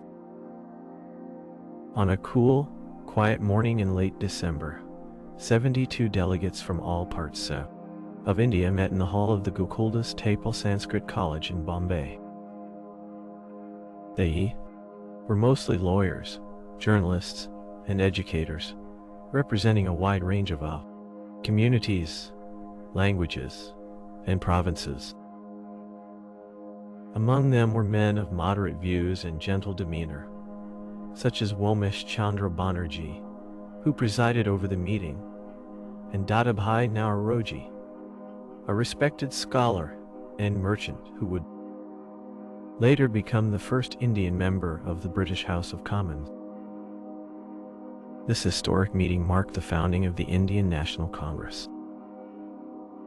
The early Congress was not an organization of radical protest. It was a highly polite and constitutional forum. The delegates met annually in different cities, passing resolutions that petitioned the government for gradual political reforms, such as the expansion of the legislative councils, the admission of more Indians into the higher ranks of the civil service, and the reduction of the military budget to allow for more spending on education and rural development. Their tone was consistently respectful, and they expressed a deep, sincere belief in British justice and the progressive development of self-governing institutions. However, the quiet, measured relationship between the government and the educated Indian elite began to face significant strains at the turn of the 20th century, particularly during the administration of Attara. Lord Curzon, who served as viceroy from 1899 to 1905. Curzon was a man of immense administrative energy, possessing a brilliant, methodical mind and a deep belief in the efficiency of centralized authority. He undertook a wide range of reforms, reorganizing the universities, reforming the university police, and preserving the ancient monuments of India, including the Taj Mahal, which had fallen into neglect. Yet, Curzon's focus on administrative efficiency often led him to overlook the growing political aspirations and cultural pride of the educated classes. This became most apparent in 1905, when he decided to partition the vast, populous province of Bengal into two separate administrative units: West Bengal with a Hindu majority, and East Bengal and Assam with a Muslim majority. Curzon argued that Bengal, with a population of 80 million people, was simply too large and unwieldy to be governed effectively by a single administration. While this was true from a purely practical standpoint, the partition was deeply unpopular among the Bengali population, who viewed it as a quiet, calculated attempt to divide their culturally vibrant and politically active province along religious lines. The partition of Bengal sparked a quiet but widespread protest across the province, giving rise to the Swadeshi movement. This movement, which translates to "of one's own country," was characterized by a quiet, determined commitment to economic self-reliance and cultural pride. People were urged to boycott foreign-made goods, particularly British cotton textiles, and to use only locally produced items. The Swadeshi movement brought a new, quiet rhythm to the streets and markets of Bengal. In the towns and villages, simple handlooms that had been silent for decades were brought back to life. Their wooden shuttles moving back and forth in a gentle, reassuring click, producing coarse but honest handspun cotton cloth known as khadi. Young students and families gathered in quiet public spaces to pledge their commitment to the movement, sometimes building small, symbolic bonfires of imported British cloth, while singing patriotic songs in Bengali, most notably Vande Mataram, a gentle hymn to the motherland. The movement also led to the establishment of local, Indian-owned enterprises, including soap factories, cotton mills, and national schools that offered education in local languages and traditions. Realizing the depth of the opposition, the government eventually reunited Bengal in 1911, a decision announced by King George V during his historic visit to India for the coronation Durbar. At the same time, the king announced a monumental shift in the geography of the empire. The capital of India would be moved from the humid coastal city of Calcutta to the ancient, historic plains of Delhi. The construction of New Delhi was one of the grandest urban planning projects of the 20th century. The new city was designed by the British architects Edwin Lutyens and Herbert Baker, who sought to create a capital that combined the monumental scale of imperial Roman architecture within the delicate, decorative traditions of Mughal and Hindu design. The building of New Delhi took nearly 2 decades, transforming the quiet, dusty ruins of the ancient cities of Delhi into a landscape of wide, geometric avenues, circular piazzas, and grand stone palaces. At the heart of the design was the Viceroy's house, now known as Rashtrapati Bhavan, a colossal sandstone palace topped by a copper dome that reflected the influence of the Buddhist stupa at Sanchi. The building was flanked by two massive secretariats, constructed of red and yellow sandstone, which housed the offices of the administration. The landscape of New Delhi was designed with a quiet, spacious elegance. The grand avenues, such as the King's Way, were lined with thousands of young neem, tamarind, and jamun trees, which grew slowly over the years to cast a deep, cool shade over the wide asphalt roads. Between the public buildings lay manicured lawns, circular water channels, and geometric gardens filled with bubbling stone, fountains that cooled the warm, dry air of the Delhi afternoon. The city was built to represent order, permanence, and a quiet, dignified authority, standing in stark contrast to the dense, vibrant lanes of the old city of Delhi to the north. The quiet progress of the country was interrupted in 1914 by the outbreak of the First World War in Europe. Although the conflict was fought on distant battlefields in France, Mesopotamia, East Africa, and in Gallipoli, India was deeply involved, contributing over 1 million soldiers and laborers to the war effort. The Indian soldiers, recruited from the rural villages of the Punjab, the United Provinces, and the frontier, fought with steady discipline and courage, enduring the cold mud of the Western Front and the intense heat of the desert. Back home, the country's railways, textile mills, and agricultural lands were mobilized to supply the war effort with coal, cotton uniforms, blankets, and grain. The war brought a sense of shared purpose and a quiet expectation that India's contribution would be recognized after the conflict by a significant advance toward self-governance.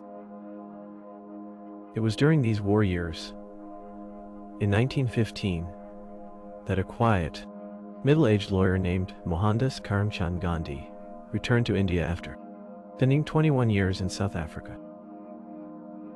Gandhi was not a stranger to his homeland, but he chose to spend his first year in India in quiet observation, traveling slowly by third-class railway carriages to reconnect with the ordinary people of the villages and towns. Gandhi was a man of singular simplicity and calm. He dressed in a simple, hand-spun cotton dhoti, wore wooden sandals on his feet, and carried his few personal belongings in a small cloth bag. He established an ashram on the banks of the quiet Sabarmati River in Gujarat, where he and his followers lived a disciplined, self-reliant life centered around prayer, manual labor, annual labor, and hill labor. The daily spinning of cotton on a simple wooden wheel, the charka. Gandhi introduced a new and unique philosophy of political action, which he called satyagraha, translating to truth force or soul force. Satyagraha was based on the principles of absolute non-violence, ahimsa, and all. The quiet, persistent resistance to injustice through civil disobedience and non-cooperation. It was a philosophy that did not seek to defeat or humiliate the opponent, but to gently awaken their conscience through patient endurance and the quiet power of truth. Gandhi's message found a deep, immediate resonance among the millions of ordinary people in rural India, who saw in him not just a political leader, but a holy man who understood their lives and shared their simple, daily struggles. Under his gentle guidance, the national movement was transformed from a polite debate among educated elites in the presidency cities into a mass movement that touched every corner of the subcontinent.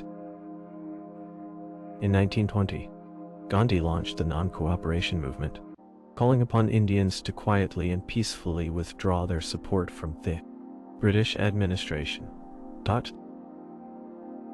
He urged students to leave government schools and colleges, lawyers to boycott the courts, and ordinary citizens to refuse to buy foreign goods and to spin their own cotton cloth. The non-cooperation movement brought a quiet, dignified stillness to the country. In the towns and cities, government offices and courtrooms were often silent and empty, while in the villages, families spent their evenings sitting in their courtyards. The gentle hum of the spinning wheel providing a reassuring rhythm as they produced their own khadi cloth. Gandhi's message was always one of calm discipline. He insisted that any act of violence would weaken the moral authority of the movement and must be immediately met by a suspension of the protest. Although the non-cooperation movement was eventually called off after an outbreak of violence in a remote village, the spirit of peaceful resistance remained alive in the hearts of the people. It found its most famous expression a decade later, in 1930, during the civil disobedience movement, which began with the historic Salt March. The salt tax was a small but symbolic burden that touched the life of every single person in India, from the wealthiest landlord to the poorest peasant. The government maintained a monopoly on the manufacture and sale of salt, making it illegal for anyone to collect even the natural salt left by the sea on the sandy shores.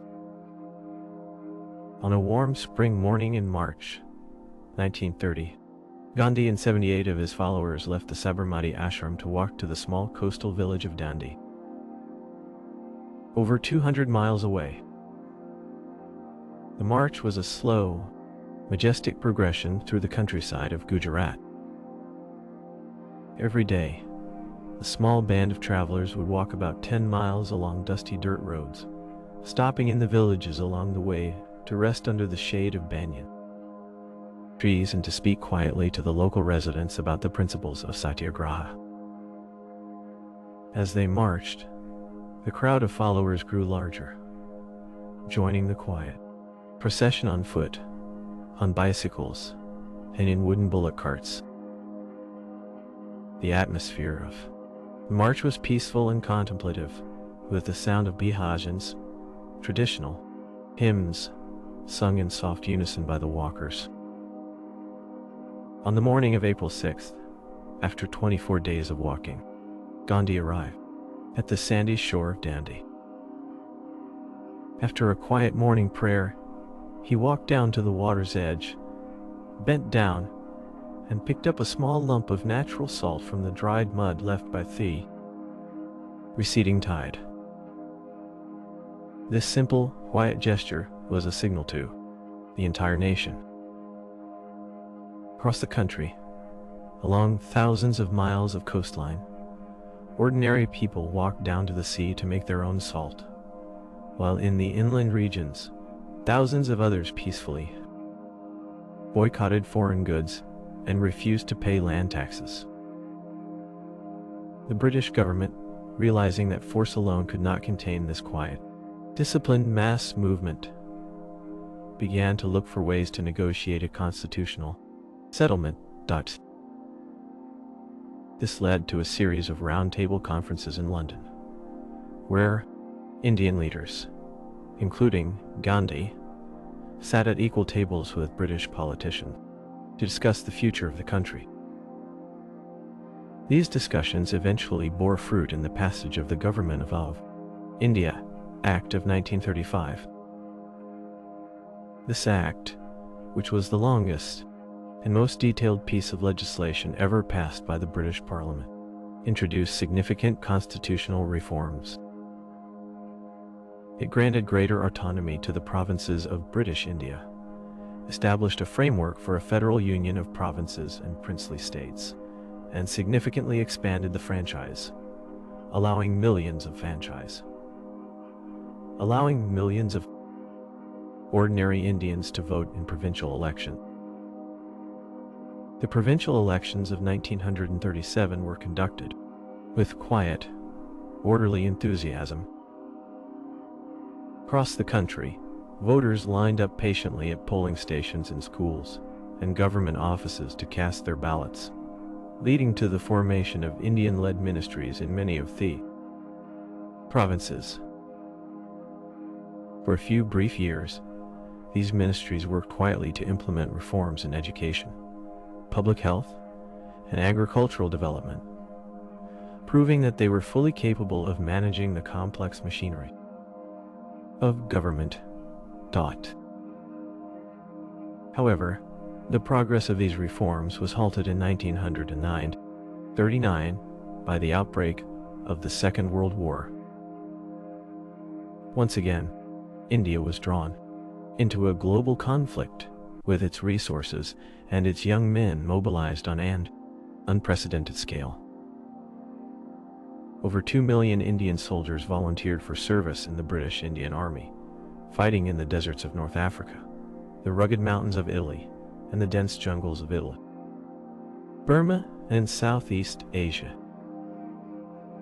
The war brought immense economic strains and hardships to the home front.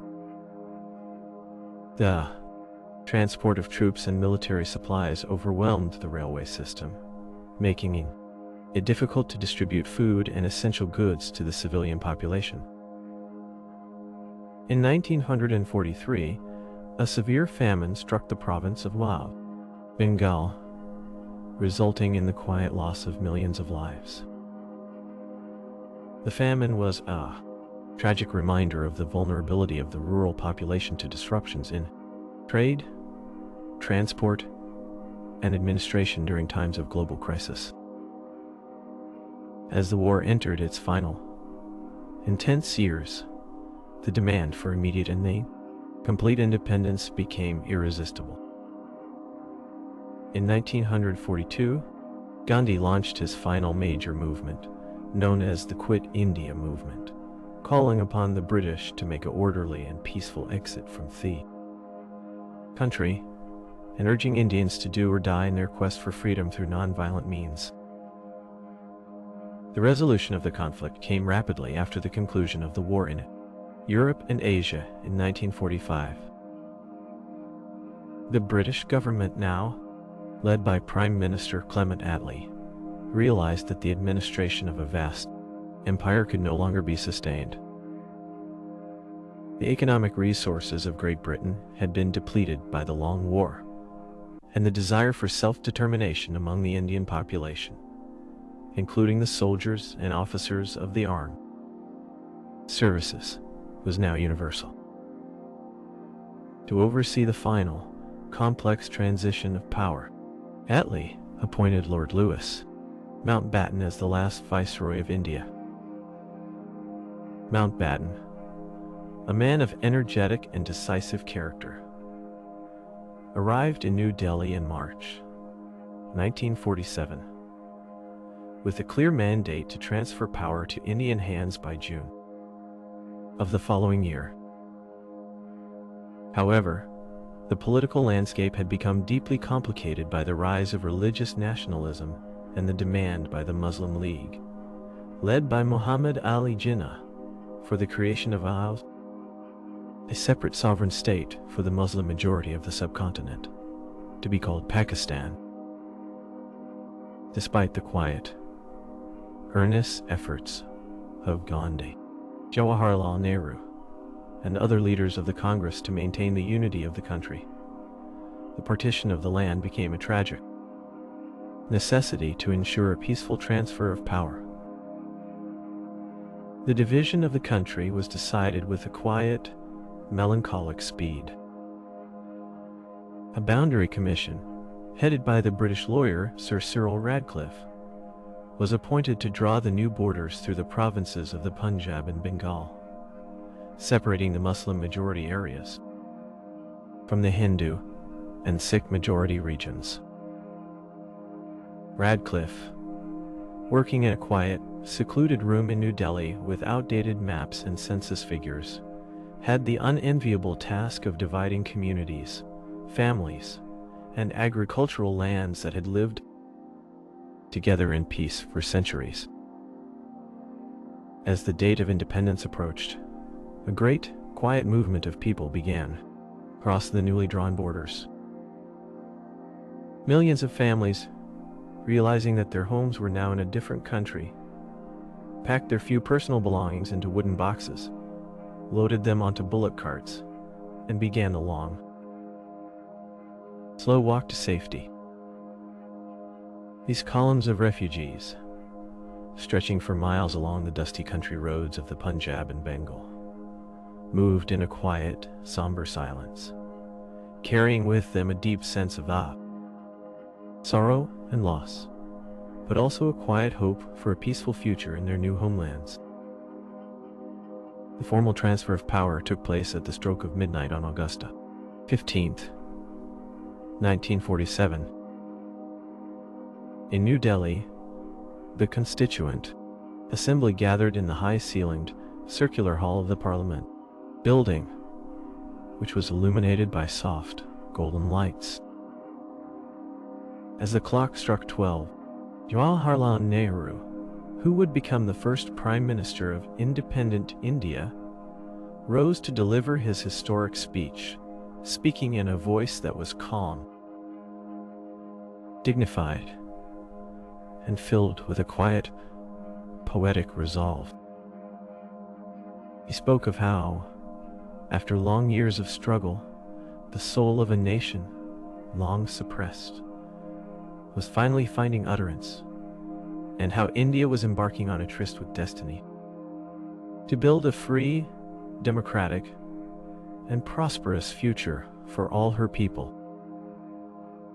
The next morning, the Union Jack was lowered for the last time from the stone ramparts of the Red Fort in Delhi, and the new tricolour flag of independent India, with its saffron, white, and green stripes, and the blue wheel of the Ashoka Chakra in the center, was raised slowly into the clear morning sky, fluttering gently in the warm breeze.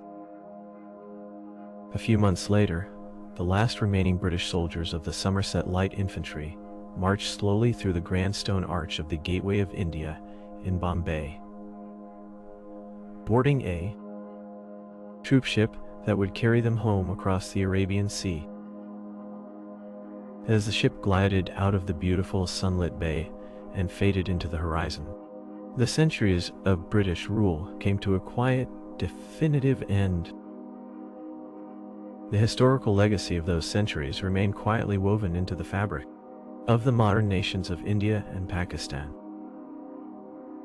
It was a legacy written in the iron tracks of the railways that continued to carry millions of passengers across the length and breadth of the land, in the stone arches and grand domes of the public buildings that grace the streets of Delhi, Bombay, and Calcutta, and in the quiet, methodical procedures of the civil service and the courts of law. It was a history of complex encounters, of mutual learning, and of a long, peaceful struggle that had finally led to the dawn of a new era. The sun rose over the quiet, green fields of the Gangetic Plain, casting its golden light over the simple mud houses, the winding irrigation canals, and the ancient banyan trees that had stood as silent witnesses to the passage of generations. The farmers guided their bullocks to the fields, the weavers began their daily work on the hand looms, and the country moved forward into the future, carrying the quiet, enduring spirit of its long history with it.